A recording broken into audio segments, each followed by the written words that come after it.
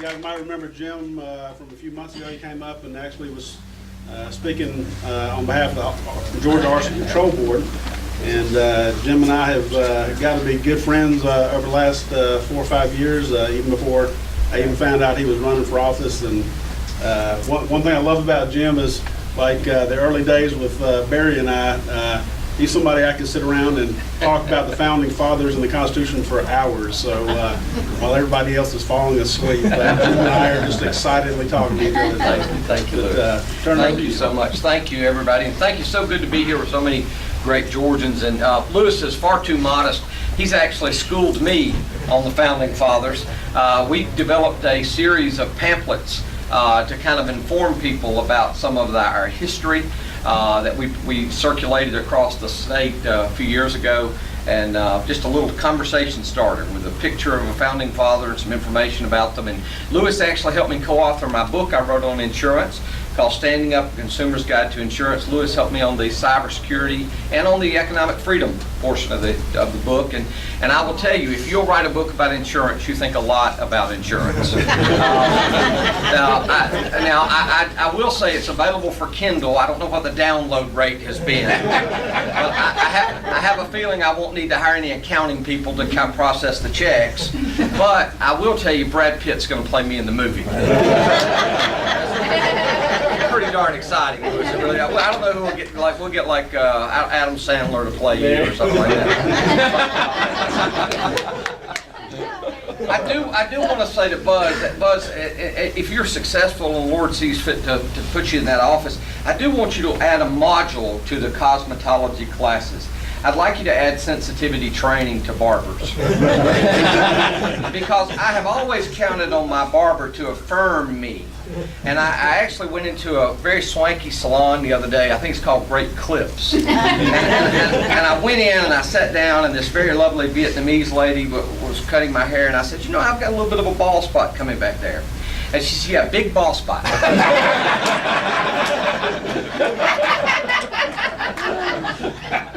And I said, you know, and I'm trying to let her walk off the ledge a little bit, you know. And I said, you think so? She said, oh yeah, big. She said, like a pancake on head. And I said, you know, I don't know about that. I said, you know, she go, oh, it happened, you know, oh yeah. She said, skin soft like woman. And I'm sitting there thinking, holy cow, you know, she's about to lose her 85-cent tip. This is about to get serious. We're going to get her pocketbook on this subject, you know, and I said, you really think so? She goes, yeah. She said, how old are you? I said, 56. She said, what happened? I've got the Shecky Green and hairbrush. You know what I mean? I got Henny Youngman in there. So please, Buzz, if you could address the Great Clips on Lawrenceville Swanee Road, take care of that. Because I'm still traumatized over this. I talk about it quite often. Speaking of Lucy, my wife Lucy is here. Thank you all for your prayers. She's 6 weeks, praise the Lord, from cancer surgery, and she's doing very well. Give her a round of applause. Campaign manager, and I will tell you there is a scandal in our campaign. I'm sleeping with my campaign manager, and at my age I do mean I'm sleeping with my campaign manager. But I do want to say this while I see Congressman Loudermilk back there. I shared with your chief of staff last night at the dinner. The devil is working too hard to get you, which suggests to me that the Lord has a plan for your life, and I know you know that.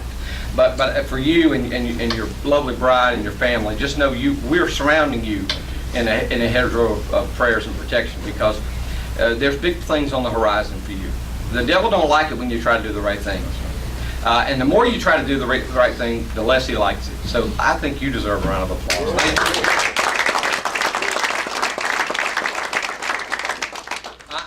David Schaefer actually gave me my first job at the insurance department, and so David is a dear friend, and he's on the campaign trail. We see each other a lot, Buzz, and so many others. You get to know folks, and you get to see people in the good times and in the bad. And I want you to know that I appreciate all the prayers and support for Lucy. It means so much. Thank you. I want to just tell you real quickly, and I'll be glad to take questions, Louis. Please keep me honest on the time. I know you will. But I want to talk to you a little bit about the insurance commissioner's race. It's one of those races that 17% of the people vote for governor and never get down to, which is interesting because it takes about 17% of your family income to pay for insurance. So I find it kind of ironic that you pay 17% of your income and 17% of the people never get down there to vote. Auto insurance rates in Georgia, I hear an awful lot about auto insurance rates out there. Auto insurance rates in Georgia have gone up twice as fast as the national average for the past 3 years. As a matter of fact, our rates are going up faster than New York and California. And it does make you kind of wonder, you know, what is happening. Now, I will tell you, I'm a free market kind of guy.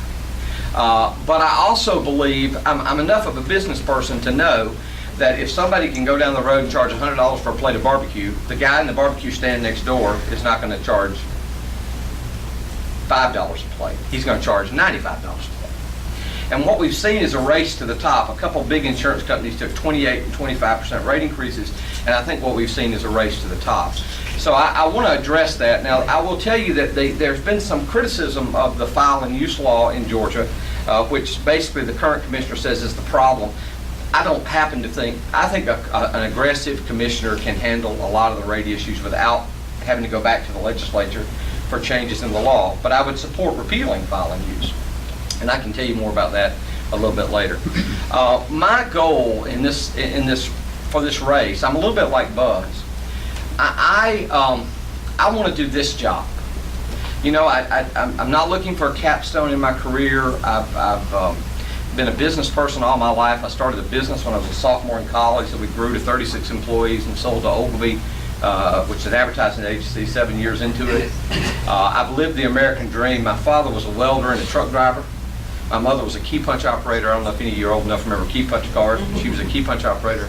I made the mistake and told the Floyd County women that my mother was a welder and a truck driver. And I called my mama and I said, Mama, I told them you were a welder and a truck driver. She said, son, I'm tough, but I'm not that tough. But I will tell you that, you know, there's something about the American dream that lets somebody who is the first generation in their family to go to college start a business from scratch in their dorm room and grow it to $2 million in 1984 or 5 when $2 million was a lot of money back then. And I have to tell you that I believe insurance is the heartbeat of the American dream. I do worry about these young people that want to live in these little tiny houses. Of course, the truth is, when they get to be mine and Lucy's age, we're both snoring, so we need two tiny houses, you know. But I worry about them building wealth. I worry about them building any assets because, you know, most of us, our assets, our home. And so anything that you have of significance has to be protected with insurance if you're smart. And so I really believe it's the heartbeat of the American dream. But I'm concerned about some things that I want to bring to your attention. And I'm not running against anybody, but I want to do this job. I'm not, as I say, I'm not looking for a capstone in my career. I'm not looking to retire. I'm 56. I've got a lot of good years ahead of me of work. And frankly, I've got a face for radio, so I'm not going to be running for governor. You know, I appreciate the fact that this crowd didn't get that quite as quick as this one. People say, "Oh, he is really quite striking." You know, I appreciate that. But I mean, let's face it. I mean, you know, I'm not going to be seeking higher office, and honestly, I feel the calling to do this work. I ran the Consumer Services Division for David, and then also under Commissioner Hudgens. And I can tell you that there are a lot of consumers that are being run over by their insurance company. And I have always been willing to step into a fight to help someone who I thought was being bullied. I've never liked seeing someone being pushed around just because somebody can push them around. I don't think that's right. And so I want to fight for you. I want to fight for you and advocate for you with the insurance companies. Insurance companies are not bad folks. I will tell you that we need a win-win-win. We need the consumer to win, we need the insurance companies to win, and frankly, we need the agents to win because they're a big part of delivering those services. I want to share 4 things I want to do for you day one, and I know I can do that because I've been there. Day one, we're going to double the penalties on insurance companies that defraud seniors or honorably discharged veterans. If you have served our country and stood as the tip of the spear, then the least we can do is show you that extra measure of respect. And same thing. And are veterans here today? Thank you so much for your service. Let's give these folks a round of applause. seniors, my grandmother was sold a worthless life insurance policy when I was in my 20s. It did not have paid her until she was 110 years old, and it took half of what she had. And more importantly, it robbed her of her dignity. We could put the money back, but we couldn't put the peace of mind back for granted. And so I've always had a passion for the seniors and for our veterans. The other thing I want to do is open rolling regional offices. When I ran the Consumer Services Division under Chief Deputy David Schaefer, we sent people out to meet at courthouses around the state to help people with problems. Because sometimes, especially on healthcare, you know, the file can get pretty thick if you want to sit down and have a conversation on healthcare. And there's no reason in the world we can't do that now. There's something just fundamentally wrong with the fact that the folks at the insurance department work for you, but you have to go see them. I mean, it just doesn't make any sense to me. I've never allowed, every company I've ever led, I've never allowed an org chart to be produced with me at the top of it. I always put the customer at the top or the stakeholder at the top. Because we have to remember, that may sound like a subtle thing, but we have to remember who we're working for. And government works for you, you don't work for government. At least as far as I'm concerned, that's the way it ought to be. And I know I share that passion with the congressman and many others. The other thing I want to do is create rate transparency. Agents complain to me all across the state that sometimes they don't even know a rate increase is coming up until it's happened. And they need to get some advance warning so that they can communicate that with the consumers. Every business needs a predictable regulatory scheme. That's really what you want. Just show me the rule book and I'll play by it. But this whipsawing back and forth is wrong. We have a lot of problems with companies giving you a good rate for a while, and then about 9 months into it, they want to raise it. And it's kind of a bait and a switch thing, and so we've got some problems there. But I want to create rate transparency. The other thing is, as y'all can tell from looking at me, I like a good meal. But I don't need those lobbyists to take me to Bones or some fancy restaurant and tell me why they need a rate increase. I need them to sit down in front of that camera so we can broadcast it and we can archive it for future reference. And I need them to tell you why they need a rate increase. I need them to tell their agents why they need a rate increase. Because frankly, the agents can tell you more things about the company sometimes than the company can tell you about the company, or that the company wants to tell you about the company. And last but not least, I want to put complaint statistics online. I run an insurance, or did up until a couple weeks ago, run an insurance company that helps people get insurance on their home and business if they can't get it anywhere else. And you can go online and see how many complaints on a per 1,000 policies we get. We insure about 36,000 Georgians. And we do get complaints because you don't make everybody happy. But I want you to be able to do that. Before you go buy that car insurance policy from that cut rate carrier, I want you to be able to go online and see that of every 1,000 policies, here's how many complaints they get. And the other thing to that point is, right now, if you want to call the Insurance Department's Consumer Services Division and ask about what are the minimum limits in Georgia, that's considered a complaint.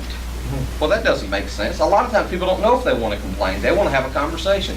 So I want to do something to address that too, so that what you see online is actually true complaint statistics, but you have that up front. I could talk to you all day. I'll say one word about Obamacare. I appreciate the fact that we have eliminated the mandate. The whole thing needs to be repealed. I mean, that's just the truth. It is frustrating to me, and I suspect it's frustrating to your congressman, that people have campaigned for years on repealing it, and then they get up there and they just piecemeal it. And I'm thankful for what we've done. I've got an editorial coming out in the Married Daily Journal. I want the Trump administration to give us many broad waivers for Obamacare. The way that this works best is when the states can be the laboratories to see what works and what doesn't work. And frankly, what works in Georgia may not work in South Dakota. And so we need the freedom and the flexibility to try to make things better. And I'll say this, we've got to look at alternative solutions to traditional healthcare delivery. We have to. We lost 2 doctors after Obamacare that retired. They said, I'm not going to invest $250,000 in technology at my age. I'm done. And so fundamentally, we've got to look at things. Here's a neat idea. What would be wrong if the hospital system wanted to get together and provide basic insurance coverage on a concierge basis per family, as long as there was a reinsurance program above it to protect in case the hospital? What if a group of doctors wanted to do that? What if 25 family doctors all over South Georgia wanted to get together and create their own network, their own insurance company? As long as we had the financial backstop to make sure that they were taken care of, what would be wrong with that? I mean, I remember years ago when I was at the insurance department, Cobb County wanted to directly contract with Prominent Hospital at the time for their employees, and the commissioner said no. Well, the world has changed, and I think we've got to look outside the box. We've got to think creatively about it. I'll give you another quick example. 70% of all hospital admissions of people over the age of 75 have to do with them not taking their medicines the way they're prescribed. And I used to think, how hard is that? But listen, let me tell you something. I'm healthy, and I got this little box of pills. And my mother looks like she sells buttons. You know, I don't know how she keeps up with it. I mean, my sister goes over there and spends a half day organizing them every, you know. And so I get it. Well, in some states, they allow an ambulance service to, with permission, knock on the door and say, would you like me to look at your medicine, make sure everything's not interacting with each other, make sure you're taking it right, make sure nobody's stolen your medicine. And that's a great idea, because then the ambulance service, if they have an emergency call, they've built a rapport with the person. So I mean, there's a lot of things we can do outside the box. As you can see, I'm pretty passionate about this business because I really believe at the heart of the insurance business is a promise. We're buying a promise. I mean, let's face it, that's all you're doing. You're swapping money for a promise. And I am in the promise-keeping business. Thank you so much.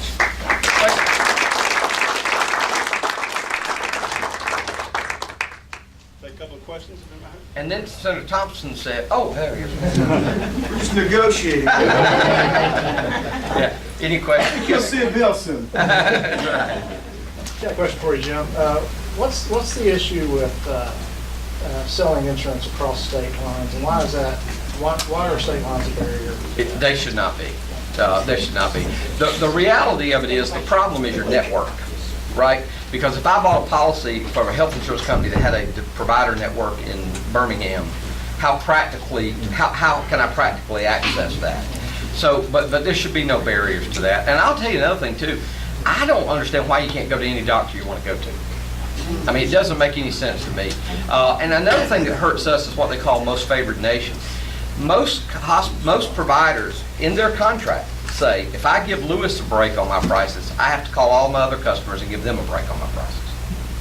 So if I contract with Lewis's insurance company and you come in and I want to give you a break, I got to give him the same price. It's called most favored nation. And it really does eliminate a lot of competition. I mean, I get why people want it, but at the end of the day, nobody ever undercuts it. So. Yes, sir. This is sort of personal. When I got my homeowner's insurance premium this year, it had gone up 38%. There was no claims. The firehouse is still where it was. My house is still where it was. The fire hydrants are still where they were, which is fairly far away. I called to find out why. I was told by the insurance agent, and I believe the insurance agent, that the ISO rating had, fire code rating, had gone from 3 to 9. Okay, I understand what that means. But nothing had changed. And the insurance agent right now is, has got information from the county saying that they believe, the distances correspond to a 3. Right. And I'm letting the insurance agent pursue it right now, although I made noise to Bruce and a couple of other people simply because they're easy to make noise to. not that I thought that they Bob, were I'm going right. to put a toll right by my house. So you can't get Other than after I've let the insurance agent exhaust, and this is something that should affect a lot of people in the county. Yeah, I'm sure. And I got the strange secondhand information that, yeah, you're 4.9 miles from the fire station, but we rounded it up to 5. Well, yeah, that's obvious BS. Yeah. But I'm dealing indirectly with these people. So I'm going to let the insurance agency fight the battle right now. Yeah. But after that, what do I do? Well, I have to tell you, ISO is a private business, and they have too much power, quite frankly. I mean, I hear ISO complaints from fire departments. They can't get done quick enough, and so there's a lot that we can do there. There's nothing magic about ISO rating, other than that's the big number in the marketplace. Yeah. There can be a competitor startup. There's companies can pick and choose what they want to do, or what data they want to use, but I will tell you, we do see a lot of abuses for that, with people. And the other thing I always say to people is, Listen, my house in Carroll County may be 4 miles from the fire station, but you can get to it a lot quicker than you can go 2 miles in Alpharetta, Georgia. I mean, a lot quicker. And so give me something about service times, because that's part of it too, not just distance. Not enough. Let me say one other quick thing, because the rate increase 38% reminded me. I try to tell this everywhere I go. It's covered in the book, but which is available on Kindle and Amazon Prime. $9.99, and please enter the coupon code Lewis. Okay? But I will tell you that credit is driving insurance rates, auto insurance rates, and more than you would possibly think. A lot of people think, well, what does credit have to do with auto insurance? It started out, credit was a pretty good indicator of what might happen on a home claim, because if you couldn't do maintenance. But Lucy and I got rear-ended by an illegal an uninsured motorist who I suspect was illegal. That person didn't hit us because we don't have adult credit cards. I mean, they didn't say, that couple looks like they have no store credit cards. I think I'm going to hear them in the rear, And so the auto insurance rates are being driven a lot by your credit. And I used to start out talking about, well, if you have bad credit, but it's not just bad credit, it's if you have no credit. I mean, my son co-signed a loan for my son's first condo, and I bragged to my banker in Sunday school. I said, we've got perfect credit. He came back, he said, you ain't got perfect credit. I said, what do you mean? He said, you hadn't owed anybody any money in 25 years. You got to owe people money to have perfect credit. Well, I thought we were supposed to be conservative. I thought the idea of getting out of debt made a lot of sense. So, and I will say this, I get this question a good bit. This job, and I'll say this in front of Lucy because she's my biggest donor. Lucy and I are putting $2 million of our own money in this race because I'm making a bet on you that I don't want a job I can't do the day I walk in there because I've sold my soul to get there. I don't need an office that bad. Lucy would say probably don't need a job that bad. I know she'd say I don't need a $2 million worth. But I want to do this job. I think it can make a difference in the quality of people's lives. I really do. Thank you so much. God bless you.